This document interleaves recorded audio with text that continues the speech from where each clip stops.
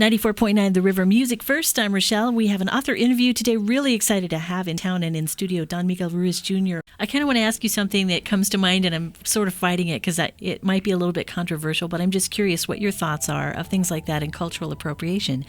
If people want to do a religion that's based from a different culture, or if they want to do music that maybe isn't of their culture, or a hairstyle that's not of their culture, how do you think the rules on that could be?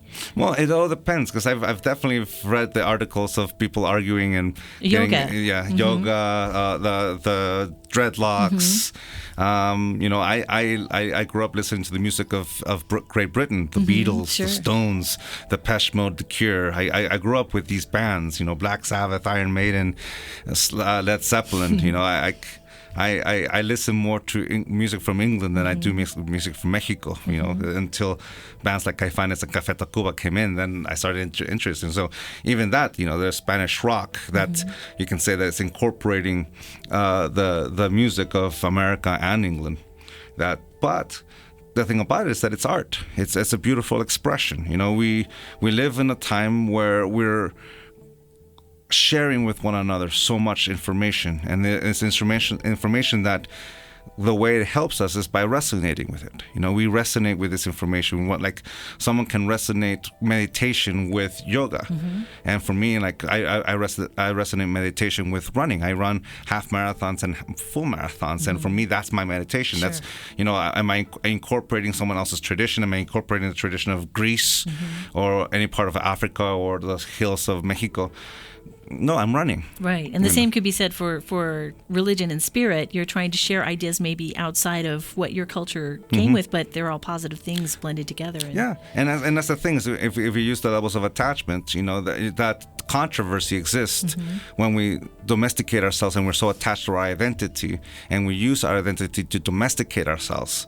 And all of a sudden, instead of seeing ourselves as a living being, we're a personification of an idea. And now, if I begin to domesticate myself with that, now I'm going to love myself conditionally based on that model. And all of a sudden, I'm corrupting that model. I'm corrupting that identity. I'm corrupting that culture. Instead of being something that flourishes, I'm going to use it as an instrument to oppress. And that's when the distortion happens. But if I detach just enough and see the beauty of it, I'm this knowledge, this culture flourishes while people engage it. If the Toltec, if I were to teach it just as is, it was 500 years ago. Well, the thing about it is that the civilization didn't exist beyond those 500 years. We don't know how it would have evolved. It might have evolved into what we're teaching. We don't know. But it's the engagement of it, the engagement of a beautiful tradition. It's like if you grew up rockabilly, but you allow yourself to enjoy music, you will listen to Bob Marley, and Bob Marley will shift your world. Right. Doesn't mean you have to dress Rastafarian. It doesn't mean you're gonna have to change. You can still wear your hepcat and your little hat. Sure. But you can enjoy the message of what Bob Marley can say, or what Mozart was sharing, or whatever. In my case, Lennon, McCartney. You embrace it. You enjoy it. You learn from it. And you learn to live life if you appropriate it. Now, at that point, we're basically realizing, like, for example, like the whole appropriation of what's the word? Dreadlocks. There's that whole discussion, argument about the appropriation of Jamaican style. But the thing about it, the dreadlocks came from India. So the Rastafarians appropriated that from when, because there was at one point when they emancipated slavery in the United States, they tried, like before that, they brought some slaves from India, and they were Haitians. I'm not sure if I'm pronouncing that right, but then they found themselves in Jamaica, and they had the hair, and that they appropriated there. It became a style, and that happened. That's the history of the dreadlock. So there's already an appropriation over there. But here's the thing: we're appropriating for generations. Nothing is really new. Right. We're relearning and relearning. The only thing that's really new is that we're engaging each other in social media in a way that's faster than we ever have done. That's something new. We're relearning how to interact with one another. Now, if I want to use that to create separation, we can do that. If we want to use that as an instrument that allows us to understand each other and have compassion for one another, to see how someone else dreams their life. It's also a wonderful instrument. That's the beautiful thing of knowledge. It's a bridge that allows us to understand how someone else lives, and that's the beauty of what we live in. You know, I am the sum of every choice I've ever made, and at the same time, I'm the youngest I will ever be. I have my whole life ahead of me. My body is the sum of generations of Toltec. There's Spanish. There's many other tribes in my blood, in my DNA. My children have all those traits, but they also have the history of England, and they have the history of Germany, because my wife is descendant of German in English. So they have this whole flourish. You know, my wife grew up Mormon, and I grew up Catholic. And they have the Toltec, and then there's the Jewish. And my kids have this whole beautiful history, and it's not appropriation. It's just simply the history of humanity. Right. And that's going to continue to evolve. It's going to continue to change, and that's the beauty of life.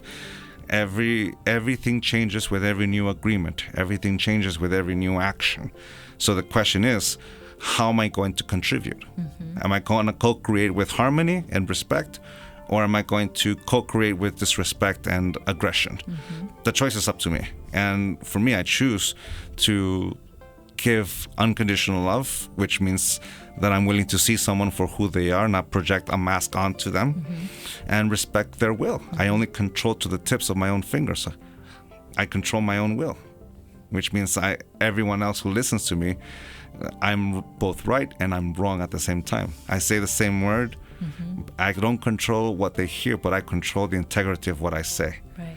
And that's the beauty. So we are able to tune in and engage with something that resonates with us, whether that uplifts us or brings us down. That's up to the individual.